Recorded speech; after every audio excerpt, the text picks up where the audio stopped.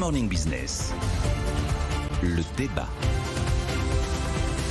C'est pas grave, c'est pas grave, c'est pas grave. Voilà ce qu'a martelé Bruno Le Maire. Ça lui a pris tout le week-end d'essayer de déminer S&P et cette décision de vendredi soir d'abaisser la France d'un cran. On est au niveau de l'Estonie et de la République tchèque. Est-ce que c'est grave, Nicolas Dose? Pas ce matin, non. Ce matin, on est passé de 18 sur 20 à 17 sur 20. Ce matin, on a eu une révision à la hausse des chiffres intérieurs de l'activité par l'INSEE qui a été confirmée vendredi. La croissance 2023 n'est pas de 0,9 mais d'1,1%. On risque absolument pas un incident de crédit, ni aujourd'hui lundi, ni même vendredi. On va pas avoir une explosion immédiate du taux d'emprunt. Et puis on peut considérer, c'est vrai, Standard & Poor's nous dégrade, mais enfin, finalement, les autres agences ne nous ont pas dégradé. Ce matin, c'est pas grave. Mais on se rend bien compte qu'on a un sujet. On se rend bien compte qu'on a un sujet et que, alors, il y a deux solutions. Soit on continue à ne rien faire, et puis on est quand même un grand pays qui lève bien l'impôt, une belle signature en Europe. En plus, on est à peu près le seul grand pays européen après l'Allemagne à y mettre de la dette parce que l'Allemagne n'émet plus de dette. Bah oui. Comme les institutions financières ont ça nous arrange bien, quand même. Voilà, ils ont besoin d'avoir, de manière prudentielle, un certain stock de dette publique correctement noté. Donc, quand on vient chercher chez nous de la dette en euros.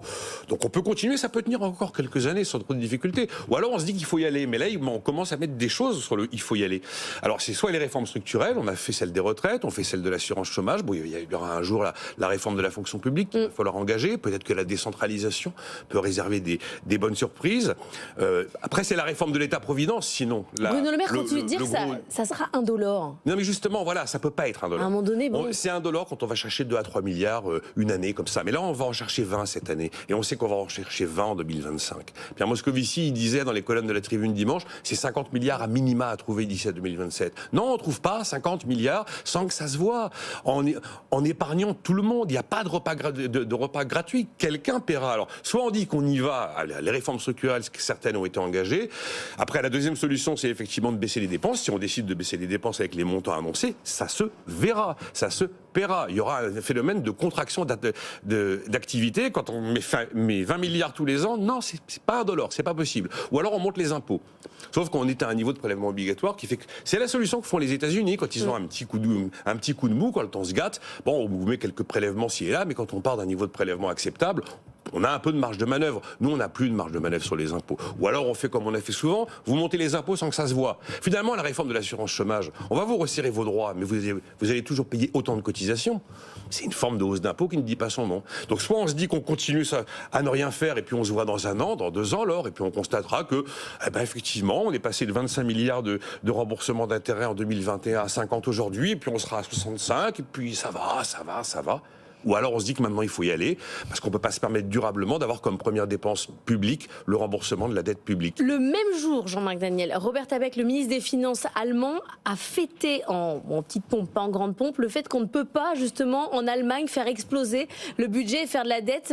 Ils ont fêté ce jour-là, le même jour que nous, la dégradation. C'est pour ça que je ne partage pas du tout l'avis de Nicolas. Je pense que d'abord, on ne rembourse pas des intérêts, on les verse. Rembourser, c'est s'attaquer au capital. Et on en est loin de s'attaquer au capital. Et je pense que effectivement, le véritable enjeu n'est pas économique. On prétend qu'on relève bien l'impôt en France, c'est faux. Il y a de plus en plus de fraude fiscale dans ce pays, il y a de plus en plus de révolte fiscale. On l'a vu avec les Gilets jaunes. L'idée que l'impôt rentre de façon tout à fait automatique et sans douleur est totalement fausse. Mais en revanche, ce que je pense, c'est qu'il y a un vrai problème qui est un problème politique. Si vous regardez la liste des pays qui sont encore AAA, vous avez 9 pays, pour les 140 pays qui sont sous notation, vous en avez 9 qui sont AAA, et dans ces 9, vous avez 5 pays de la zone euro. Et ces 5 pays de la zone euro sont, alors pas les 5 de la zone euro, puisqu'il y a aussi la Suède, mais ces 5 pays, vous avez les Pays-Bas et il y a aussi le Danemark. Vous voulez dire qu'ils en ont marre de nous? Ils en ont marre de nous. Oui. Et effectivement, et la liste des frugaux est en train de s'augmenter, et la réaction des Pays-Bas à ce qui vient de se passer, qui a été d'ailleurs relayée par d'autres pays comme la Slovaquie, c'est de dire, écoutez, on ne peut pas continuer comme ça, avec un pays qui n'a fait rien, avec un pays qui est systématiquement dégradé, et avec un pays qui prétend, parce qu'il est un des pays fondateurs, parce qu'il est la deuxième économie de la zone, parce qu'il est parce qu'il est membre permanent du Conseil de sécurité, qui peut se permettre de faire n'importe quoi. Et donc je pense qu'on arrive dans une phase où effectivement, ce qui est en jeu maintenant, c'est 2 choses. La première chose, c'est l'attitude de la BCE, parce que c'est ça qui joue, c'est pas les impôts, c'est l'attitude de la BCE. Si la BCE continue à dire, écoutez, je maintiens des taux d'intérêt élevés, ça va augmenter le versement des intérêts, mais simultanément, je continue à en acheter. Donc la question est de savoir, est-ce que... Son bilan. Dans son bilan, qu'est-ce qu'elle va faire sur son bilan? Et c'est ça qui est le véritable enjeu. Et le deuxième élément, c'est effectivement la perte de crédibilité de la France sur le plan politique vis-à-vis des institutions européennes. Donc la France joue avec l'Europe, en fait. Elle joue avec le feu, parce qu'avec le feu européen. Alors évidemment, la formule du jour, c'est de minimis non quod praetor, c'est-à-dire le prêteur n'a pas à se soucier des détails. Sauf que là, je pense que ce n'est pas un détail. Les gouvernements considèrent effectivement, on lève l'impôt, on emprunte, il n'y a aucun problème, on a 3%.